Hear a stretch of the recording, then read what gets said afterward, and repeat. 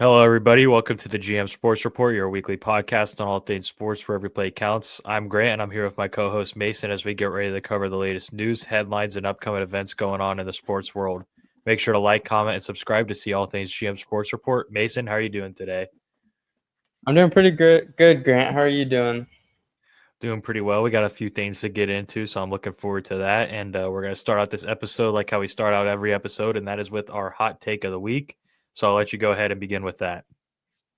Yeah, okay. So my hot take this week is I could say see how it could be a little controversial, but I think that this year's NFL rookie class is better than last year's rookie class.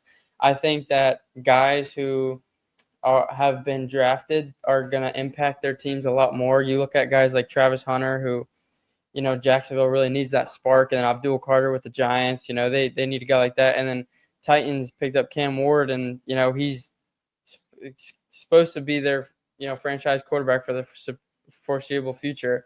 The only thing that I could kind of counter on this side alone is, you look at guys like Malik Neighbors and Jane Daniels, and like those guys are, they changed the culture over there as well. Giants, not so much from Malik Neighbors, but Jane Daniels, they give him the right pieces and he's made work with it. So, yeah, I do think that this year's rookie class could be better than last year's, though.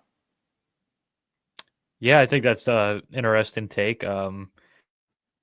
Talent coming in from this year's draft. Obviously, Travis Hunter probably having the highest ceiling out of any of those guys. Mm-hmm. So it'll be very interesting to see if any of them live up to as big as a hype as Jaden Daniels had his rookie year. I mean, we were talking Yes, a few months ago saying how he was having one of the best rookie seasons we've ever seen. he was So an it's going to be MVP very interesting convos. to see. Yeah, it's going to be very interesting to see how that plays out, and I definitely like that take. All right.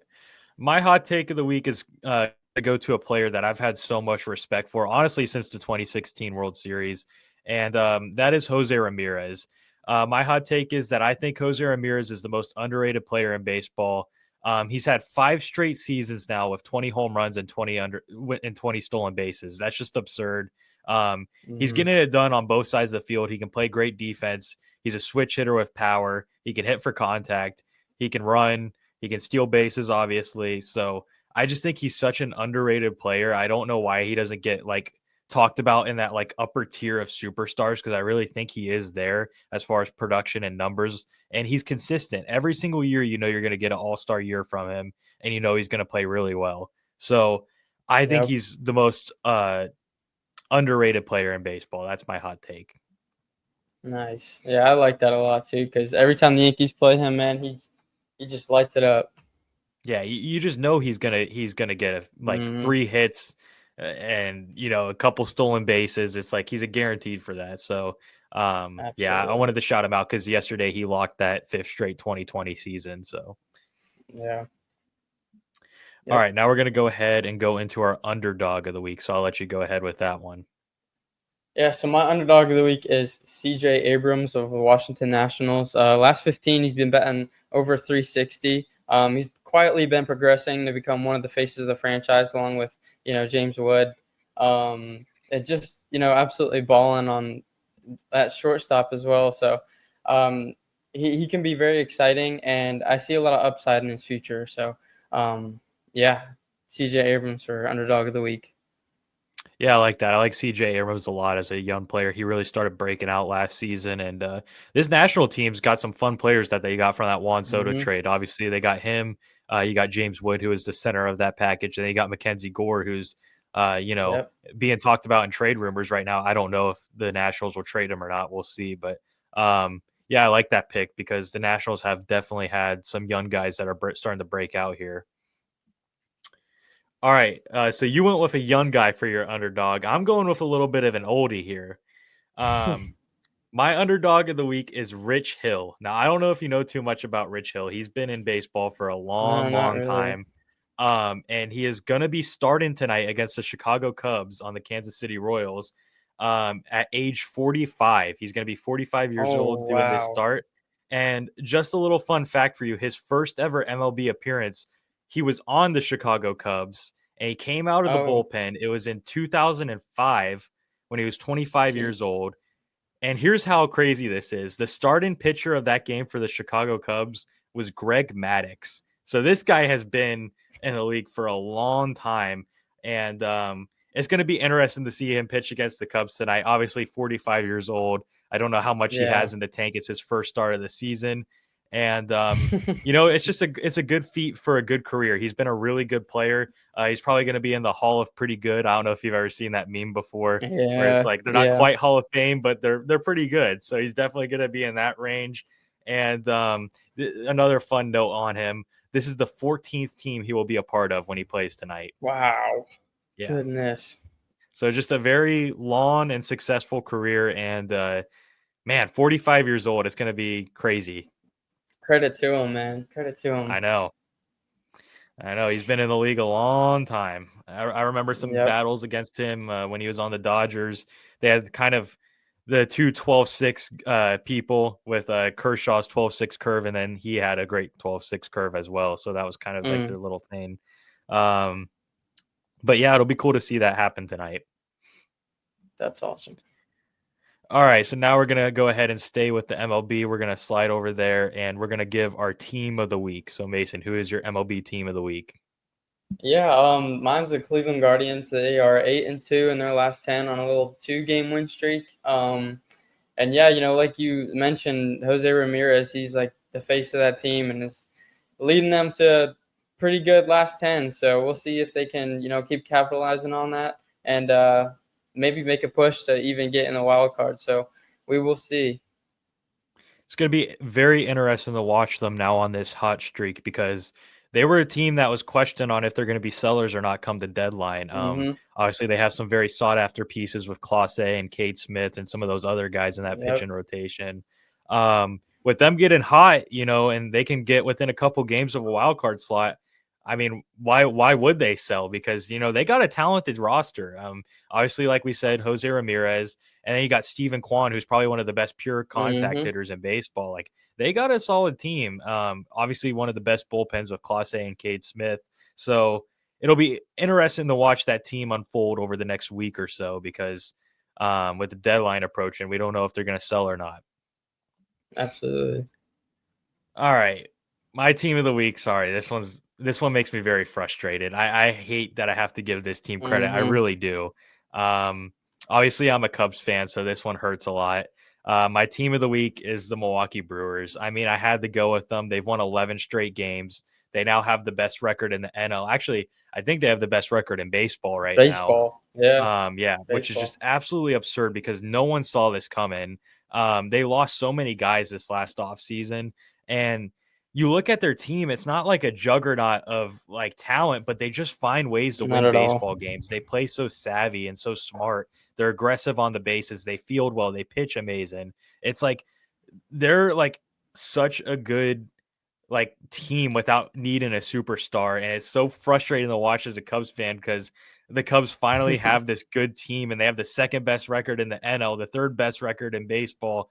And it doesn't matter because the team that's ahead of them in the NL is the Milwaukee Brewers. So very Mm-hmm. frustrating to see. I'm hoping they can start losing some games here, but man, it doesn't look like that's happening anytime soon with 11 straight wins and now first place in their division, first place in the NL, and first place in the MLB. Man, oh, that frustrates me so bad. I'm sorry. Yep, I understand it. I had to give Boston props last week, so I'm right there with We're you. gonna have to eat our slices of humble pie, I guess. I'm hoping by maybe singing their praises a little bit that'll cause a losing streak, but we'll see. I'm gonna knock Oh, on wood for okay, that. okay. A little reverse psychology. Yeah. All right. So now we're gonna go ahead and slide over to our players of the week for the MLB. So I'll let you go ahead with that. Yeah, so my player is Nick Kurtz from the A's, and in July he has 6 home runs, 16 RBIs, and 1318 OPS, and yeah, it's just absolutely balling. He's been great all season. Um, I think he's definitely gonna win Rookie of the Year, so it'll be very exciting to see. Yeah, he's been absolutely mashing the baseball. I think he's at 18 home runs now Mm-hmm. in his rookie season. That's just absurd because I'm he didn't sure, even yeah. start out the season with the team. He came about a couple months into the Mm-hmm. season and he's already at 18 as a rookie. That's pretty impressive.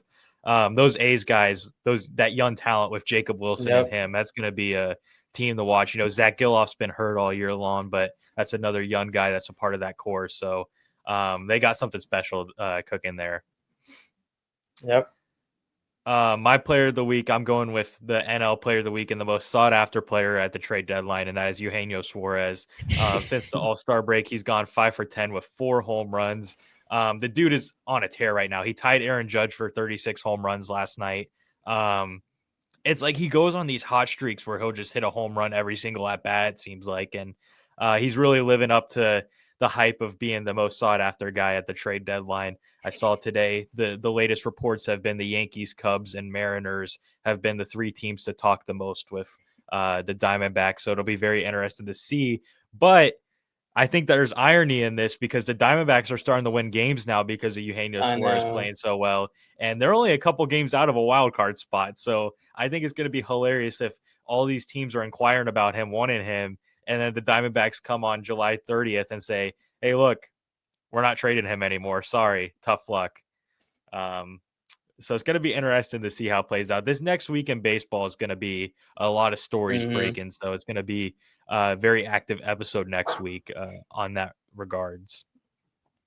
Yeah, I was gonna say real quick, putting his name and Judge's name next to each other, that sounds good, and I could get used to that. So hopefully, hopefully that happens here shortly. Or, come to the north side of Chicago and then we can see him slide in with Kyle Tucker and No, PCA. That sounds a little bit better if you ask me. You got the 2 lefty boppers there, and then you got the right-handed killer and Eugenio Suarez. It's a perfect fit. Only position the Cubs I need is don't a like third it. baseman right now, and Nope.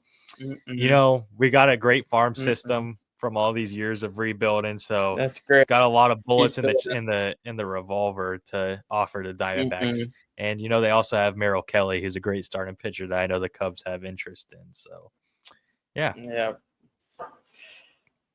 Too may the bad he'll best be in team New York. win. Yep. No, All I don't right. think so. I don't think so. All right, we're gonna go ahead and slide over to the NBA because the Clippers have made a couple of moves. They have signed Bradley Beal and Chris Paul, and this kind of leaves everyone with the question: are they the best team in LA for the NBA? I would have to think yes. And just what they accomplished last year, the production that those guys gave, Kawhi, James Harden, they just absolutely balled. And then you Norman add Powell. 2 more, yes. And then you add 2 more guys with Bradley Beal and Chris Paul who know how to, play basketball well. I think it's only a setup for success. And when you look at the Lakers, they have a good team on paper as well, but the problem is injuries. Yeah, Clippers got some older guys, but they've been consistent in playing. When they needed to be playing, and you got a lot of them, so they can kind of carry the slack from the other guys. But AD and LeBron, LeBron doesn't have the gas tank and the drive that he used to, and then AD, we saw he got. Wait, dang it. AD's on the He's Mavericks on the now. I Mavericks lied. now. Yeah, Yeah, I was lied but he to. was I, hurt I when he was looked something. playing last year, is what I think you're trying to say. Right, They right, weren't able to right. stay healthy Yes, last season. yes. Yeah, yeah, yeah, yeah. Yeah. But Luca, if he could stay healthy, that's what I was meaning. We'll just see. It all comes down to injury and if they could stay healthy. So, yeah, I think Clippers will be better than the Lakers next year. Yeah. I agree with you. I think they are the best team in LA.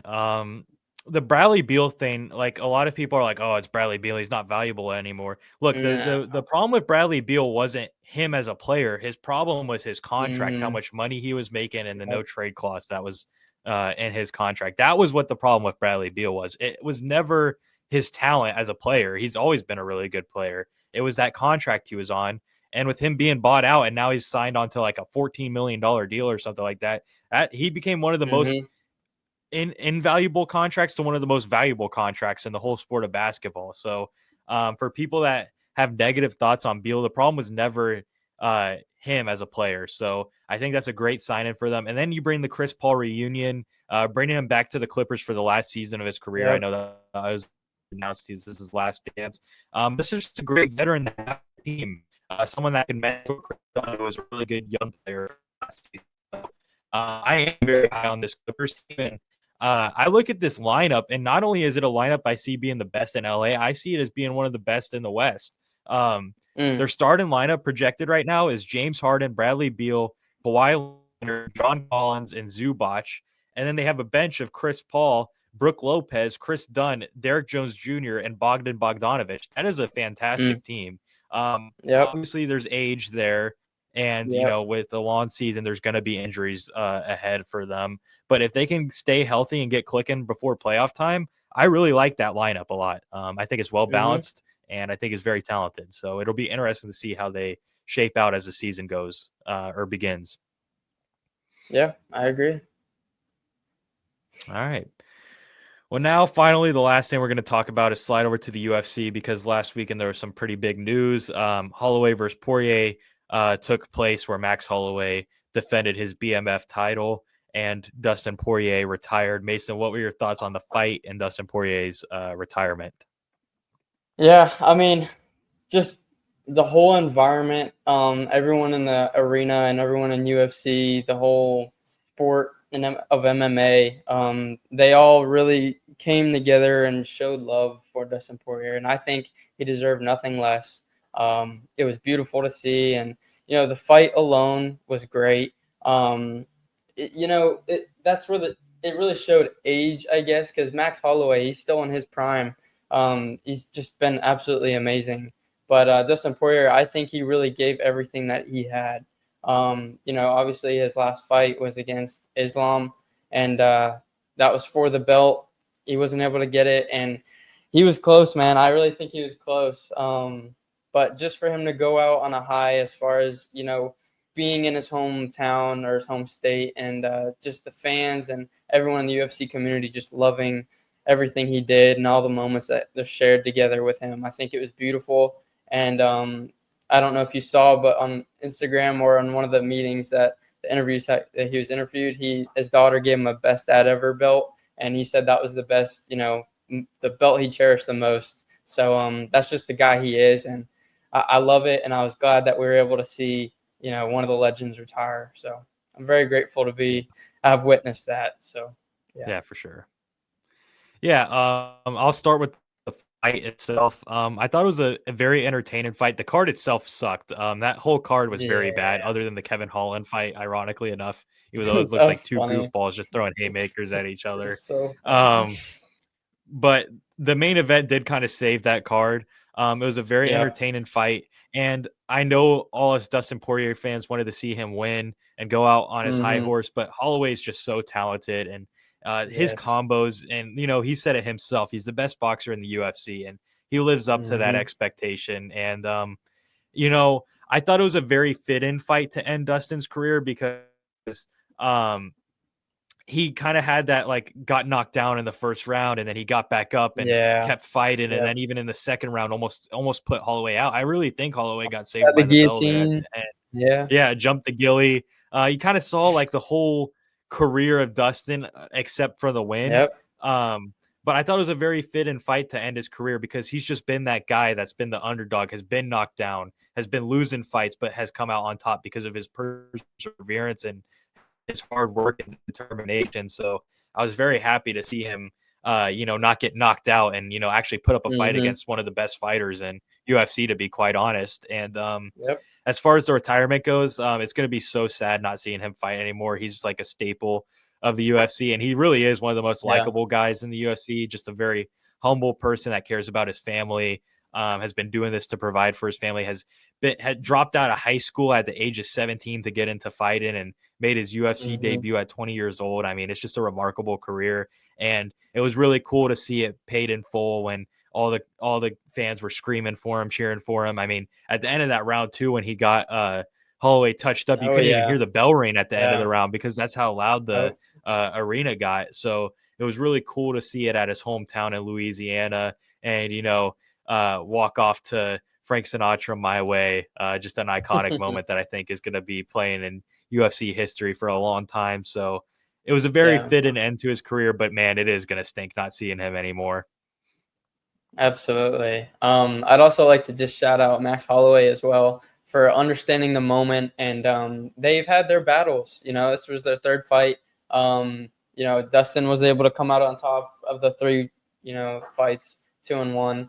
But like, and not only just Max, but his kid as well. He came over and said thank you for everything, and was just very humble and respectful about the whole thing. So I think it was just great, and I really think we needed something like that in the UFC, and it was awesome to see. Yeah, I mean, I think when I'm saying that Dustin's one of the most likable people in the UFC, I think Holloway Yeah, is just as likable.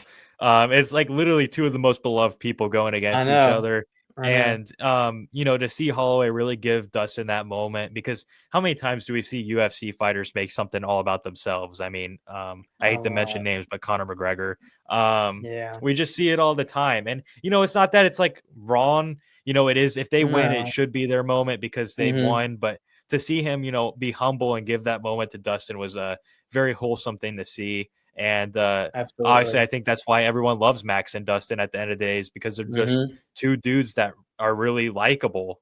So Mhm. I think that it was a perfect end for Dustin, and I can't wait to see what's next for Max as well. Yeah, absolutely. And then one final question from that fight, since we were talking about him jumping the Gilly, should he have done that, or do you think he should have just kept punching at him? Heck no, man. If he got that, like, sure, he could have kept punching, and he could have won, but it would have been so poetic. I would have been more upset if he didn't try, if that makes sense. Because like, just the chance of him getting that it would have been beautiful. So I'm not upset with anything that he did in the fight. He did his best, and yeah, it was awesome. Yeah, I've seen a lot of people complaining that he didn't just finish Holloway because he had him Man, on the ropes or whatever. Look, it was his they last should go fight, try. and if he didn't jump a Gilly, it wouldn't have been a Yeah, Dustin fight. Like, come on, dude. Like, no. you're telling me he sees the opportunity in front of his eyes to end his career by finally jumping the Gilly and making it a successful one? I mean, come on, dude. I don't regret him doing that either. So I know No, it's just been a kind of a point of debate through the fight, because a lot of people thought that he could have just won if he kept punching instead of going for that. But we all knew he he was going did to it go for his it at some way. point in the fight. Yep, Yeah. yep. All right. Well, that's pretty much going to wrap up this episode. So thank you guys for tuning in to this week's episode of GM Sports Report, where every play counts. Please make sure to like, comment, and subscribe to be able to see our weekly episodes on all things sports. For additional content, check the description to see links to our Instagram and TikTok account. This is Grant and Mason signing off for now. Have a great week, everybody. Thank you, guys.